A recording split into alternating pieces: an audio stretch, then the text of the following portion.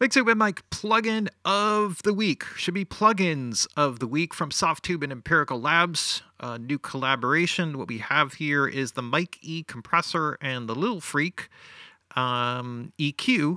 And this is an audio examples video. So if you want to understand the features and how any of this stuff works, check out the features video. This will be audio examples. So what I want to do is I want to start just by showing you a little bit of the mix here. So what I decided to do is I decided to put together a mix using just the Mic E compressor and the Lil FrEQ as the entire basis of it. So the only other things that you see here are effect plugins, reamp plugins, stuff that is not other EQs or anything like that. So what I have is the compression on one chain all the way across. I've also done some things that are like parallels and stuff like that for compression. Some of it is keyed externally, etc. We'll get into some of those sorts of things. And then the Lil FrEQ as the EQ, which follows. So what I want to do is I want to start. So I have like also some parallels here. So that's where you see it on all these gray channels. These are all effect channels. The channels that have color are all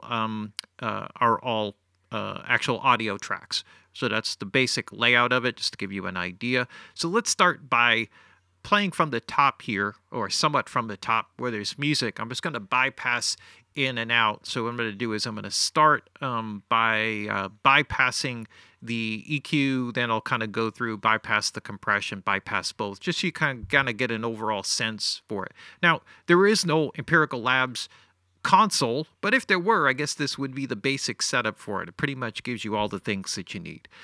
So here, check it out. Let's have a listen, and then we'll pick it up on the other side and talk a little bit about it, go through some settings, and then particularly focus on some of the saturation stuff, which I think is a real key to the way that this works. All right, here we go. Have you ever felt you're running out of answers? Writing songs, but still nothing's happening. I have never met no, I have never said no, yeah. 29 and I'm knocking on 30. Told myself that this is gonna be me. I have never met no, I have never said no, yeah. I won't go down. Shine a light on me. Keep on reaching out. 'Cause I'm getting high. I won't go down. Shine a light on me. Keep on reaching out. 'Cause I'm getting high. Now I'm out West Coast living. Signed my deal and I'm bourbon sipping. I have never met no, I have never said no, yeah. Making moves and I'm Okay, so I just wanted to give you an idea of you know what's going on here with it, just give you an overall sense of the sound quality of it, or just the way it's working. So I think you can hear well where you know it, not like the mix is finished or close to it, but just as like a general just layer of compression and EQ and just kind of working through all the individual sounds. It just gives you all the flexibility that you need and then some in terms of control. And I want to focus a little bit on some of the saturation type of components. But let's just kind of poke around to a couple different sounds so I can kind of show you what I did here a bit. You know, most of the compression and the way that I kind of set it up, I'll start with similar settings. So I was setting up something here with a 0.9 millisecond attack, 4:1 ratio, and 100 millisecond release, just as like this standard thing. So really, the only thing I'm doing here is I'm going from compressor to compressor, except for that track that's not got, oh, that's the snare bottom. They're pretty much all of the same settings, and the only thing I'm doing is adjusting the threshold. Here, I have an external key that's set up, and this is just something that I do. I have the overheads and room tracks keyed by the kick, snare, and toms, so that they kind of pump and breathe. That usually helps to make them, feel like they're connected through everything. Even if it's just a couple dB of compression, it will kind of help everything breathe together. And that's pretty much what I did through all of those things. For the most part, other than just running this, I didn't drive any saturation through any of these different elements of the mix. Where I did do some saturation is really on the parallel for the drums. And this is something where, let's just see if I can pop this up like a little bit here. I did it as a multi-mono plugin, so that leaves the left and right independent of each other. Nuke mode is pretty much the classic way to go. When you're working with this compressor, you can kind of think of it this way. There is like a, the 2-to-1 has a very soft knee, right? And is really designed for, it's really better when you have a lot of natural dynamics in the performance. I mean, quality dynamics, not like the voices all over the place because somebody doesn't know how to sing, but actually just expression, natural expression. That's an important part of the song. Lighter ratios are usually more helpful because it gives you more consistent gain reduction throughout the performance. So that's kind of the idea of that. And with the long soft knee, it's a perfect setting for things like that. When you get to the 4-to-1, 8-to-1, you get a harder knee with those two settings. And so it'll give you a little bit more aggression and actually a slightly warmer sound when you start to push in the 4-to-1 to 8-to-1. And if pretty much all vintage compressors really operate that way, where you'll get a slightly warmer texture and a somewhat harder knee as you go up higher in ratio. The nuke mode is basically is just something that is, very exaggerated compression. It's not like the all buttons mode of an 1176, or maybe it's somewhat like that. It's very aggressive, but you still have controls over the attack and release here, which actually you do on the 1176 as well. I'm not sure how the exact connection is there, but has somewhat of a similar kind of effect, I guess.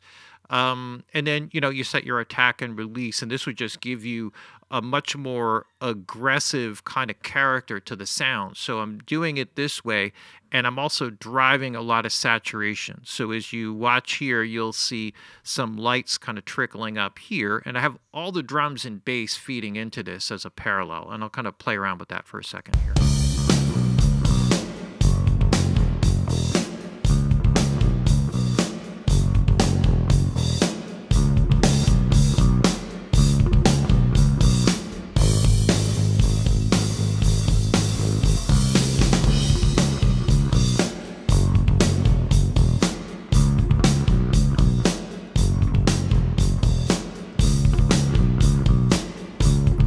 I actually didn't drive a lot of saturation to this. I pushed the preamp up, but I have this down. Here, let me actually play around with this for a little bit, because it kind of gets in a little bit to what I was talking about here, where I can let me just pull this back here for a second and drive a little bit more saturation. See if I can balance it out here.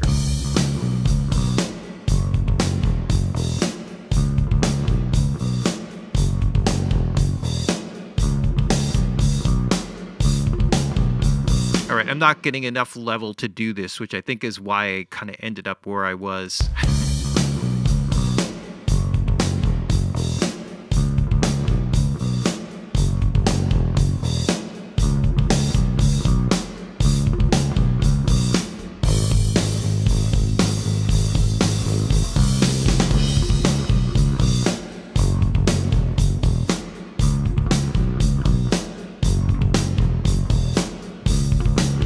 Just adds like a nice, aggression and presence to the sound. I like mixing that in parallel and, blending it. Also putting in the bass, because I want the bass to kind of really pump and breathe with the drums. It really helps them to make that connection, which is very cool. There's a couple of other things here that you can do with the saturation for this.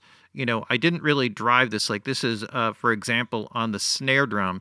And here I'll give you a better example of this here. And what I'm doing here is just driving. You could see I'm driving more saturation here, not so much with the preamp. Should probably leave it there. But now you'll start to see the saturation here. Let's just focus on the snare sound for a second.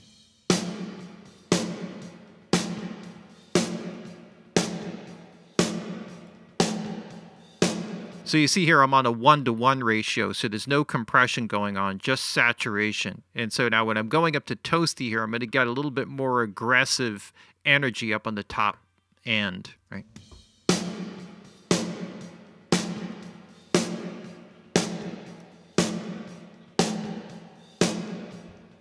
Right, and that can help to add to the,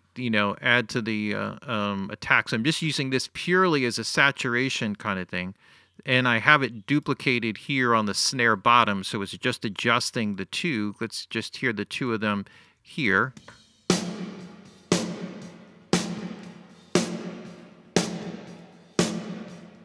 Really opens up the sound a bit, takes away some of the boxiness. So let's hear that in context. See if I can unsolo.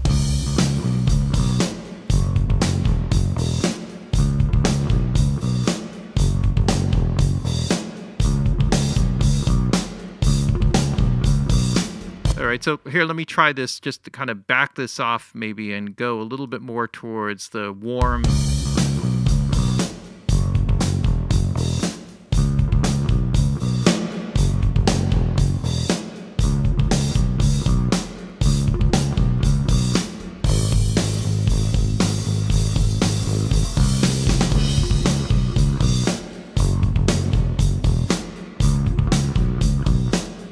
So if I take that out here, what I'm going to do here is just copy this over to here, and let's just see.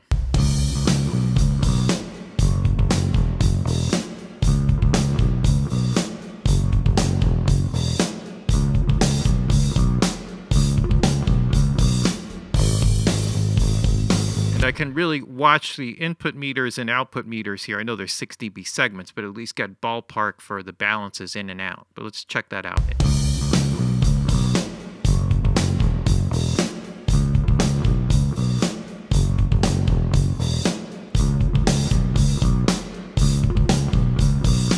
Right, so I can go from something that adds a bit of warmth and texture, body to the sound, or if I push it more aggressively, I can have something that brings in a bit more presence. Something that really needed a lot of work in this regard is the bass. You know, the bass sound is very muddy sounding. I ran it through a reamp here, and it has some noises and other artifacts to deal with. But for the most part here, I was just trying to get like some kind of a consistent setup of compression here. And I wanted to kind of make it breathe a little bit because the muddiness usually requires some kind of movement. So I was looking to do it that way. Now, I didn't run any saturation through here on this, but I did set up one after the EQ. It's just kind of a way to work with it. But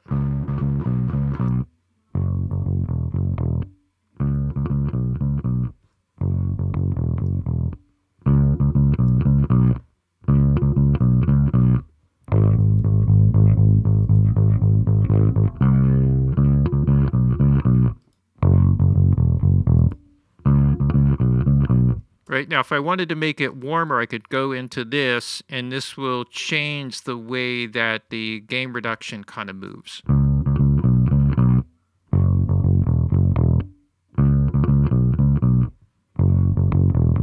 Right, so even with the faster release, it's not quite as responsive, but if I take that off,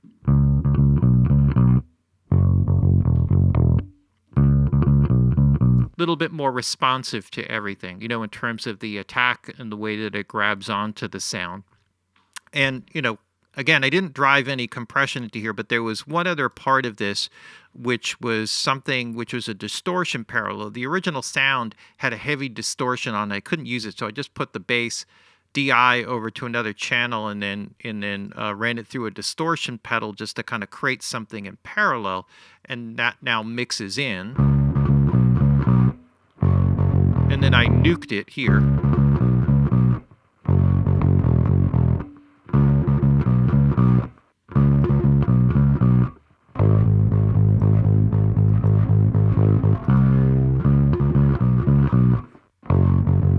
Right, and then I set up here like just a saturation parallel here just to check out. So what I'm trying to do here is, so again, I'm pushing up the preamp gain just to sort of really drive the sound a bit. here, hoping to get a little bit of warmth or something out of it. So let's just check, because the majority of the sound is really coming through the DI track. So let's just work with it from there.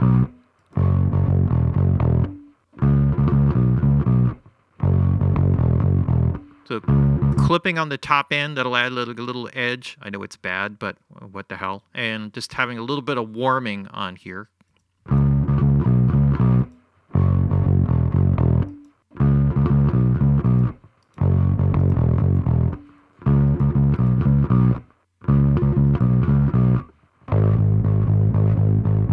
Right, so that saturation usually helps it to image better in the speakers, makes the low end a little bit more solid seeming in the speakers. Let's see if it helps here.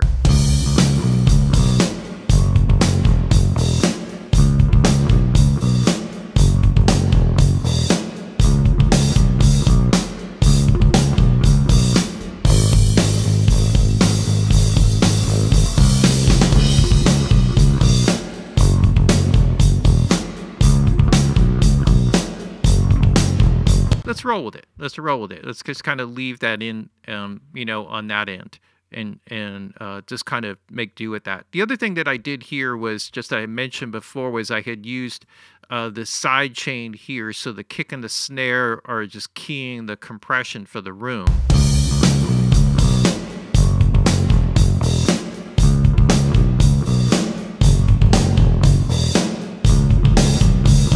And this is something here, I gotta just copy my settings here for a second. And, you know, where I could go into like a nuke mode if I really wanted to make it more aggressive.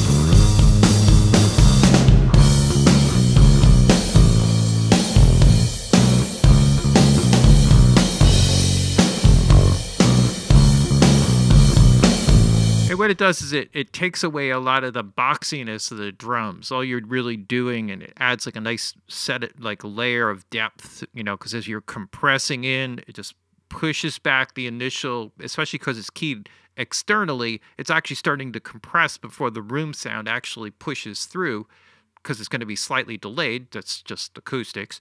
And then the reverb just boomerangs back. And if you have it boomerang back at something, you know, some kind of rate, it will add depth. Like if I go to 2.5, it'll make it seem like it's coming from farther away.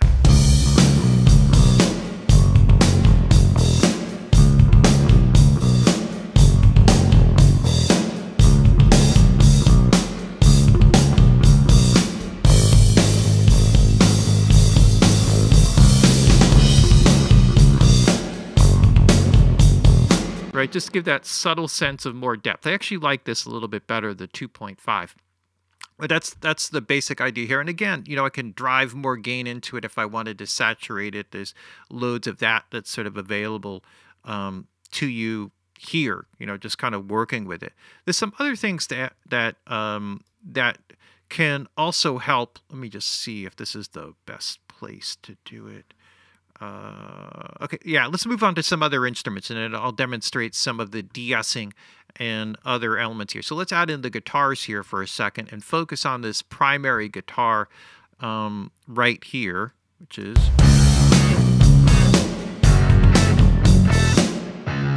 let me just see here. Actually want to back that down. Here we go.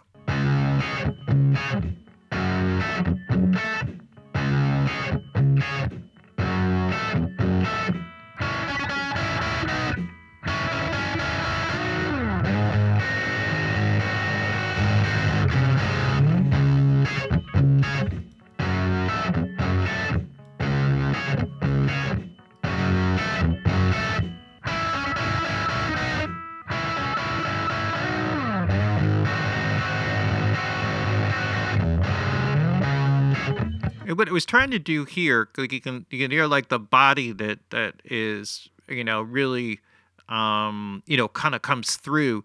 I really just pushed in, you know, with the, you know, the high pass filter here set at 80 hertz.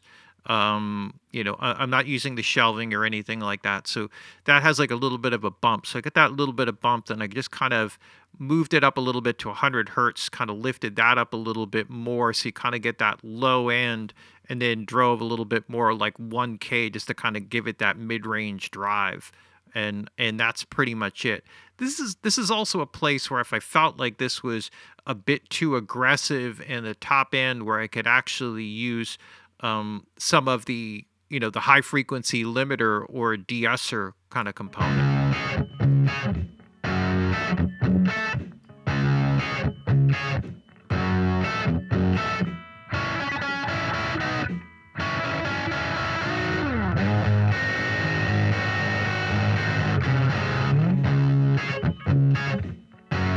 It's not going to really give me anything. Let's see if the limiter works here. Probably have to go lower in frequency. That's probably what it is.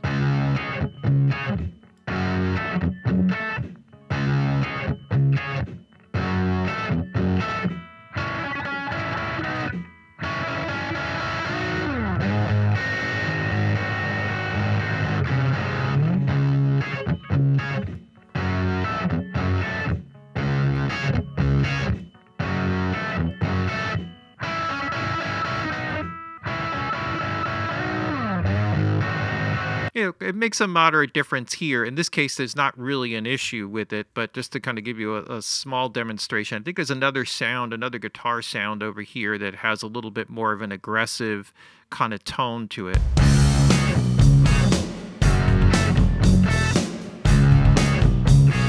It's right here, so let's just dive into that a little bit.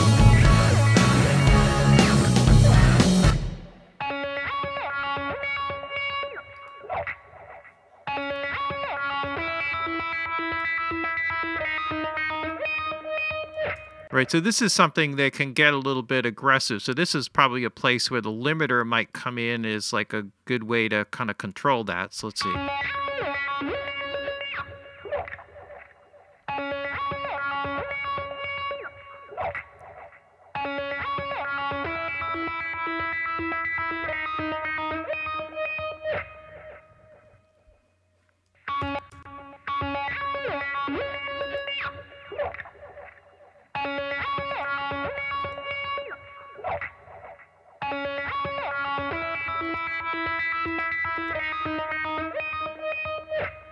Right, and if that's a little bit much, I could also turn this into normal de-esser mode.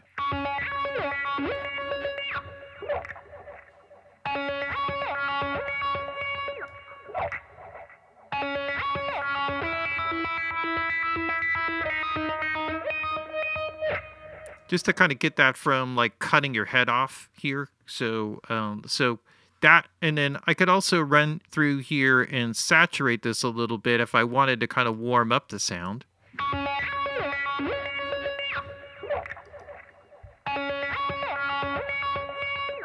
So let me just do this, copy the settings here for a second, see if I can drive a little bit more warmth into the saturation circuit. Let's see what happens.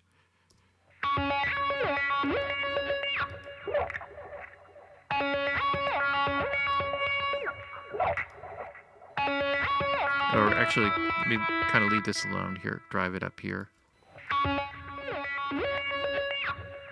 Oh, I guess because I'm nuking it. This is, yeah, okay, so I'm right at the same issue that it was at before here. This is why it kind of makes sense in some of these cases just to kind of post something in a separate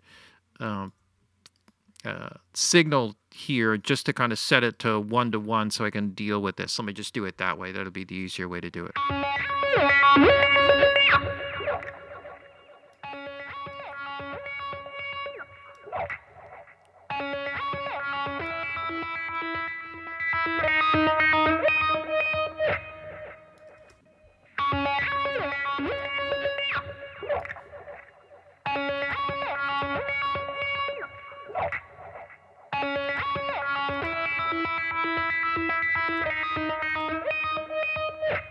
All right, so just getting a little bit of warmth in there.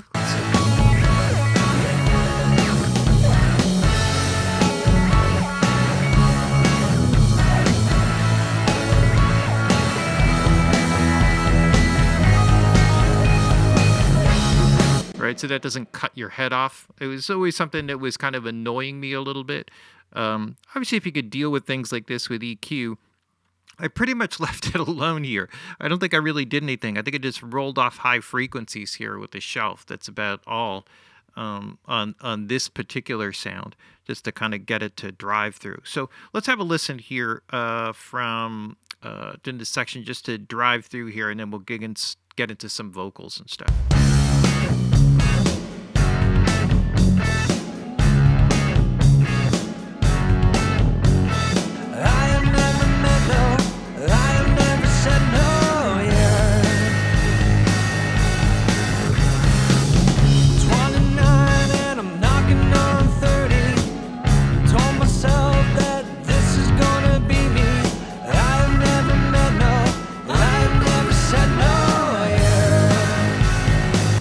So let's just go a little bit here with the vocal and kind of talk a little bit about what I did here. So here I have the emphasis circuit here. So this is driving the high frequency, driving a little bit of the compression as well as the saturation, because I wanted it to kind of pump and breathe a bit more responsively. So I have the attack set to 20 milliseconds. Now, 20 to 100, you don't often see 100 milliseconds. The difference is not as dramatic. It's more about the shape of the attack than it is necessarily about the attack time necessarily. It just means that this is just a longer knee.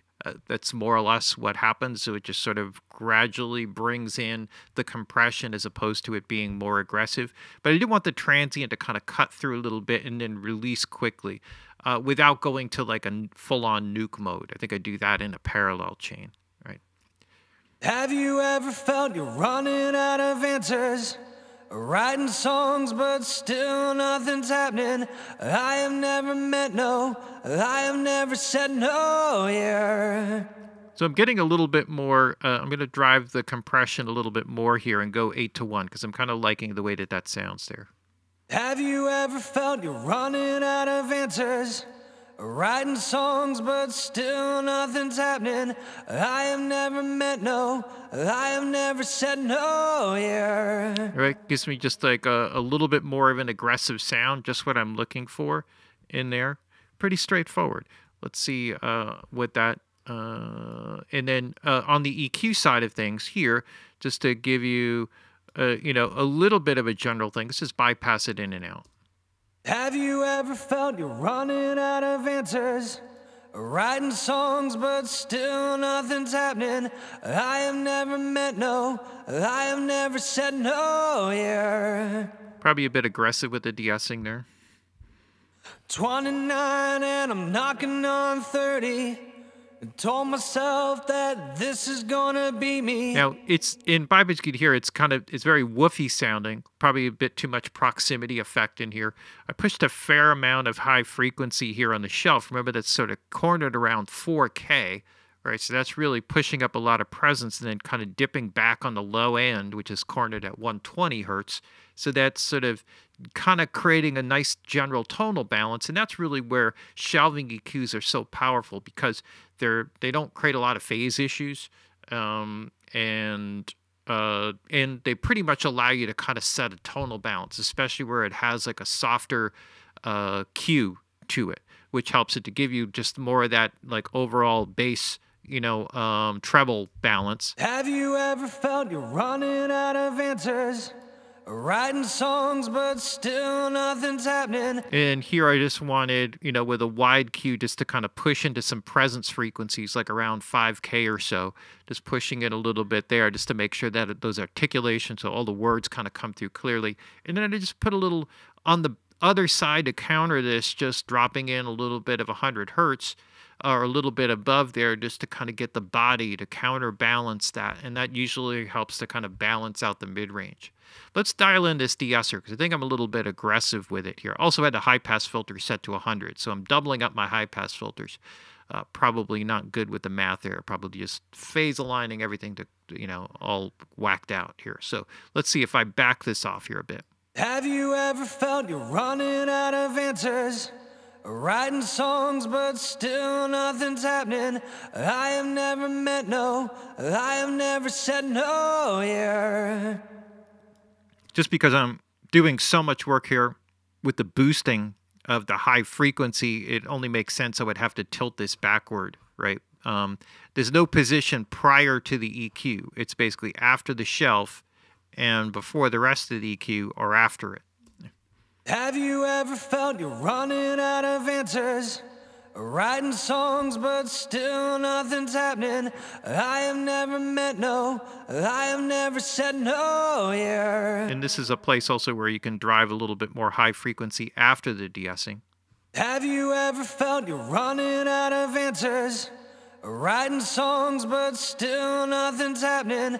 I have never met no, I have never said no, yeah. When you work and you look at the gain reduction here with this, essentially, you know, what you're getting in terms of the amount of gain reduction on the meter is, because there's no numbers on it. There's numbers everywhere else all over everything, so you couldn't see it.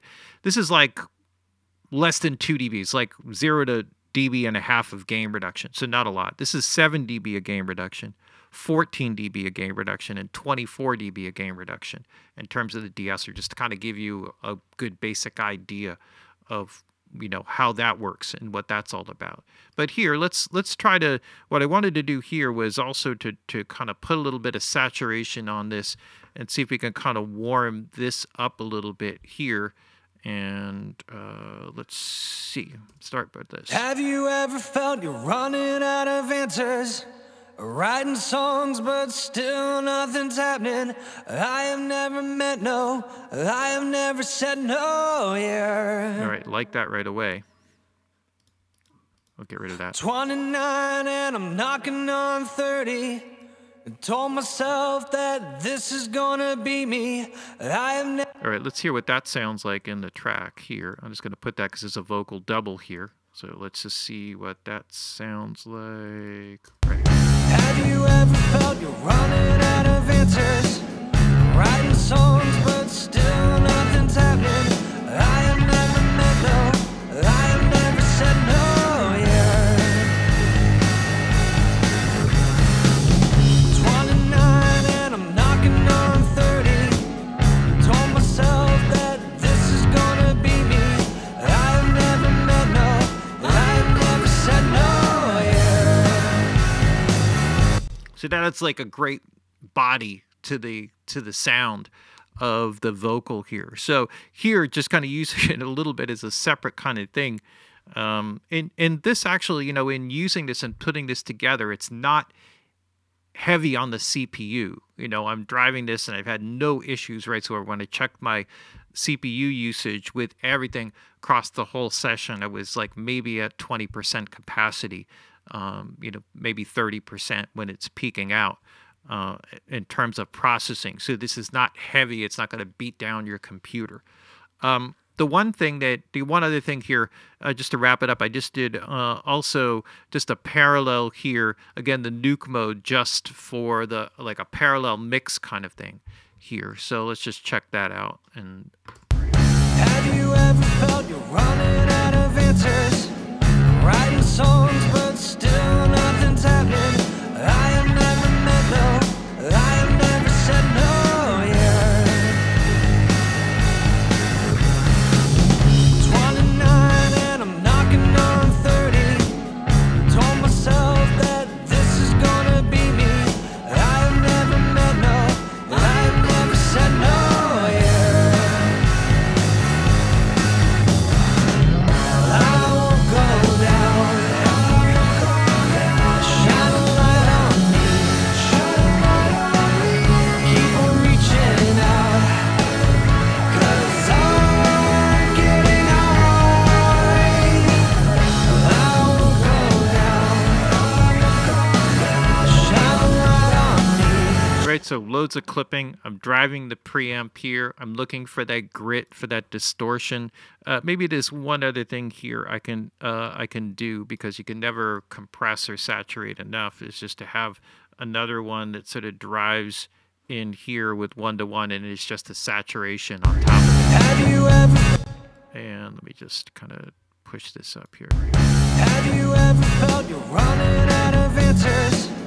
Writing songs, but still nothing's happening. I have never met no,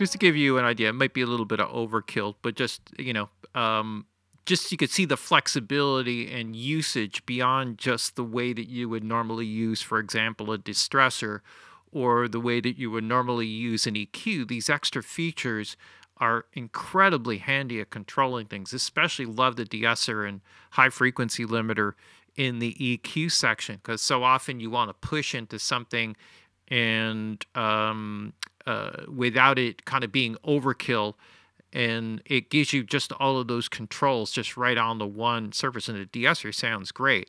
So just having that ability to sort of control some of the harshness or high frequency energy, especially in digital, where things are inside the box are so much more clear and transient. And it's amazing how much stuff gets sort of cut down just running through analog tape and other analog components that are hard clipping things along the way.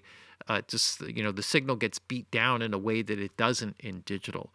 And so I think tools like this are incredibly handy.